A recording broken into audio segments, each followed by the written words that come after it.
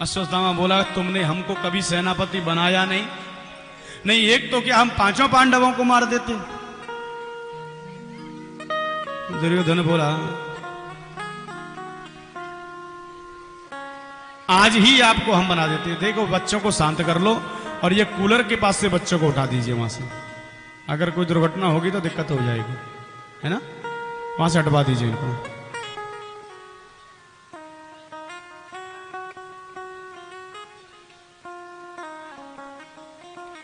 ए बच्चा party, police बुलवाने के लिए पुलिस बुलवाओ, भिजवा इनको सबको।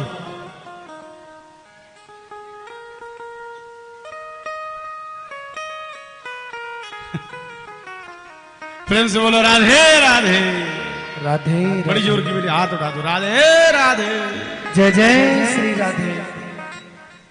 आज तिलक कर दिया अश्वत्थामा का दुर्योधन ने। बोले, आज से मेरे तुम सेनापति, मैं अभी जीवित हूं, मुझे पांचों पांडवों को मार के दे दो।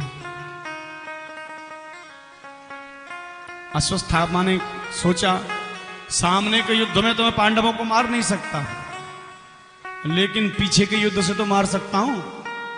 इसने काको उल्लू का न्याय न काक उल्लू का न्याय से मारना चाहा पांडवों को। काक उल्लू का न्याय कैसा होता है पता है? न्याय शास्त्र में एक बात आती है काक उल्लू के न्याय की। एक बार की बात है कि पक्षियों की सभा लगी। पक्षियों की सभा लगी तो निर्णय यह होना था कि गरुण गिद्ध हमारा राजा है, अब ये बहुत दिन से है, राजा बदला जाए। अब राजा बदल के किसको बनाए?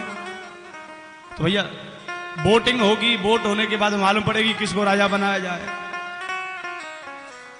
निर्णय पारित हुआ कि उल्लू को राजा बनाया जाए।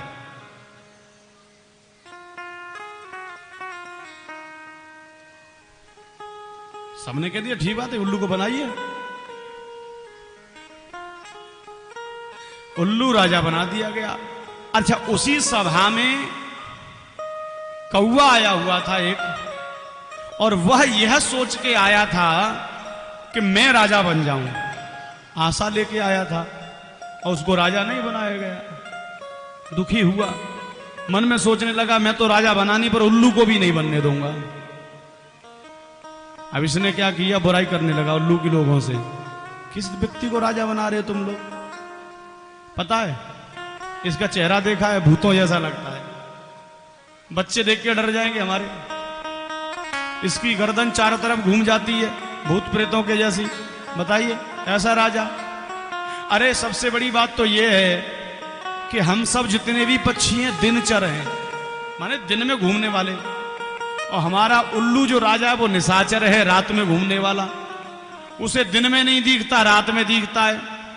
हमारे किसी शत्रु ने हम पे आक्रमण किया दिन में, और हमारे राजा को दिखता नहीं दिन में, तो राजा हमारी रक्षा तो कर नहीं पाएगा, क्योंकि राजा दिन में अंधा है। और ऐसे अंधे व्यक्ति को तुम राजा बना रहे हो, भैया कहां से कल्याण हो जाएगा?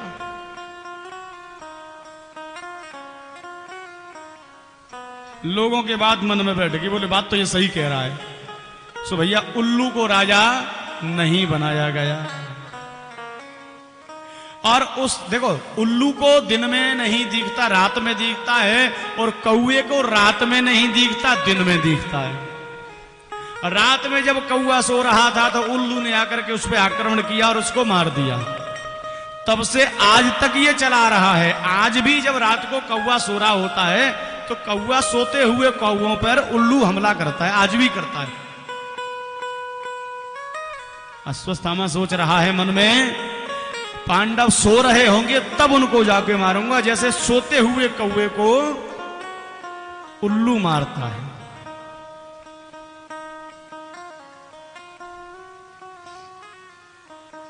लेकिन जाको राखे साइया मार सके ना कोई, बाल नवा का कर सके जो जग बैरी हो। जितने तारे गगन में उतने शत्रु हों, कृपा हो रघुनाथ की तो बाल न बांका हो। गगन में जितने तारे हैं उतने भी शत्रु यदि किसी के हो जाए संसार में, लेकिन एक भगवान की यदि उस पर कृपा हो तो बाल न बांका हो। इसलिए यदि हम अपने मन में यह अभिमान करें कि हम किसी को तंग कर सकते हैं, किसी को सता सकते हैं, किसी का बुरा कर सकते हैं, तुम कभी नहीं कर सकता कोई किसी का बुरा। वो तो भगवान की कृपा है, उसका समय पर बुरा होगा तो बुरा हो जाएगा। तुम्हारे करने से किसी के साथ कुछ नहीं हो सकता कभी। अपना मुंह भले ही काला करवा लो आप, किसी का एक बाल बांका नहीं कर सकता कोई।